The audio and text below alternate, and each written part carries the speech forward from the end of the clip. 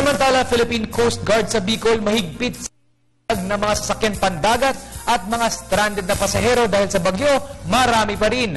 Ang buong ulat ihatid sa atin ng aming kasamang si Grace Repama Simando ng Radyo ng Bayan, Naga. Magandang hapon sa iyo, Grace. Yes, Sandro, magandang hapon din. Maulan pa rin dito sa buong Camarines Sur katatapos lang na bumagsak ang napakalakas na ulan at medyo may kasamang hangin at ngayon po ang kalawakan ay napakadilim pa rin. Nagbabadya pa rin ng mukhang maghapon at magdamagang pag-ulan pa rin ito. Pero ang Philippine Coast Guard ay mahigpit pa rin sa pagbabawal na makapaglayag ang mga sasakyang pandagat.